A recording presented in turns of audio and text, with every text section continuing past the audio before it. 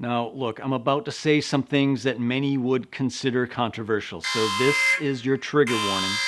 Guys, welcome back to the Gray Fox Mandem. This is the channel that is dedicated to encouraging men as they enter in the most fulfilling time of their lives. So I've received some DMs recently addressing my philosophy regarding men's fashion in their 40s and older and how we should dress.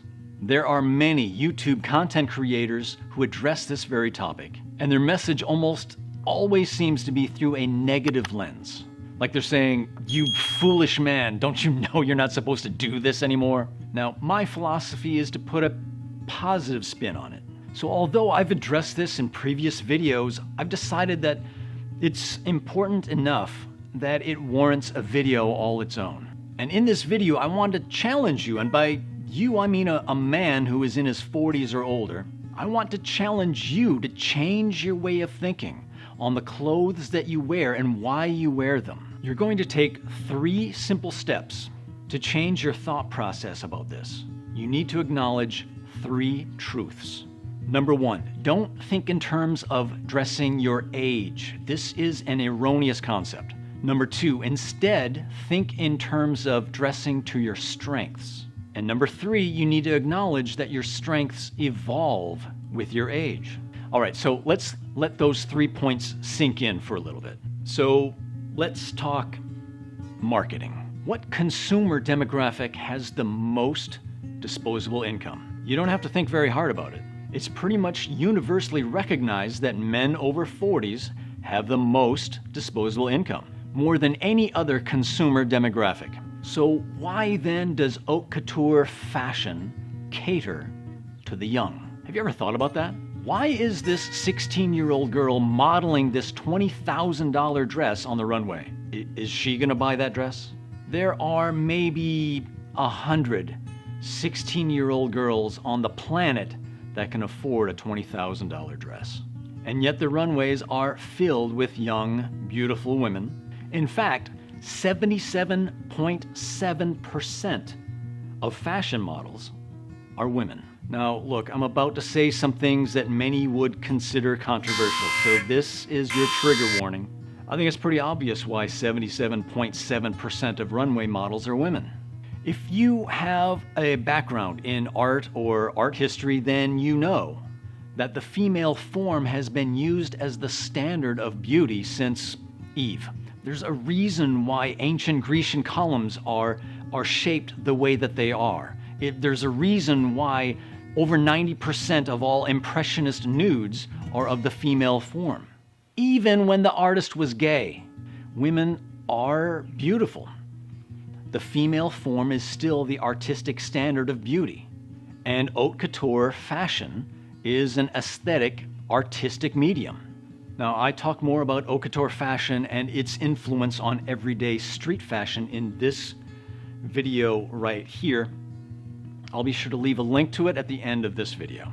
So it just stands to reason that the other 22.3% of runway models that are male happen to be rather effeminate.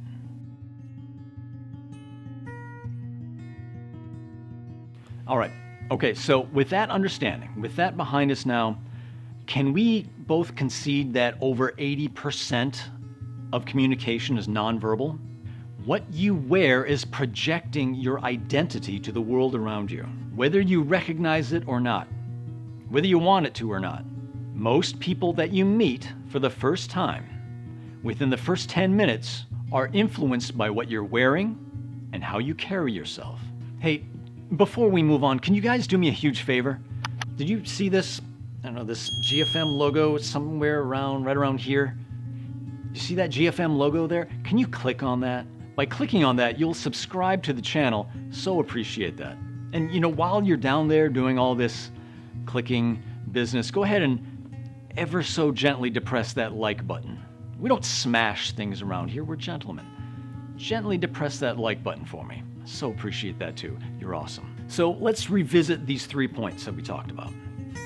Don't dress your age. Dress to your strengths. Acknowledge that your strengths evolve with your age. An older man, or a gray fox as I like to refer to us, naturally possess qualities that younger men do not. I'm talking about experience, emotional maturity, legitimacy,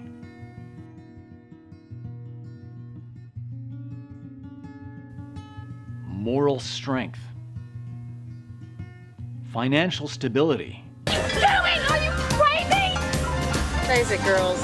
I'm older and I have more insurance. Yeah, okay, you get the idea.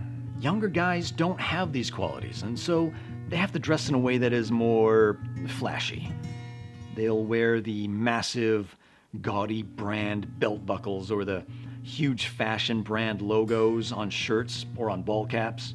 They have to borrow from the legitimacy of that brand. Or they'll wear those ripped up, distressed jeans to convey that there's some sort of bad boy, and therefore a project that needs to be tamed. Women love that crap.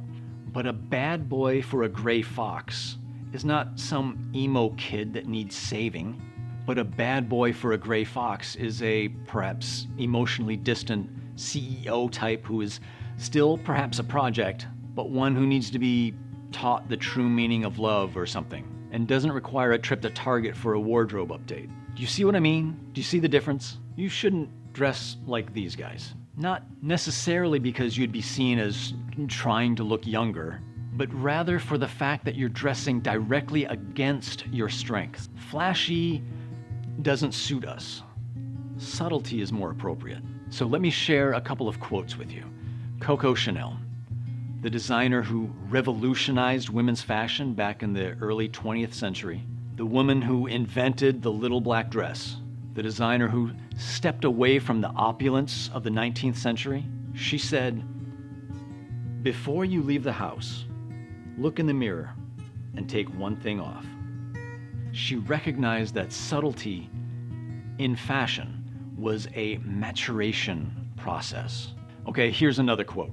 "In the realm of fashion, older men intrinsically possess the luxury of subtlety." And who said that? Oh yeah, that's right. That was me. I said that.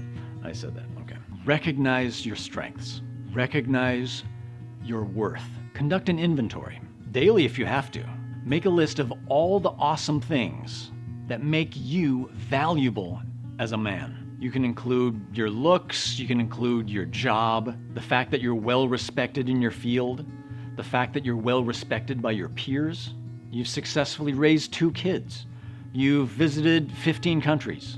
You bought a piece of real estate, whatever. Be honest with yourself. Recognize your worth. And I want you to see that you're not competing with these younger guys.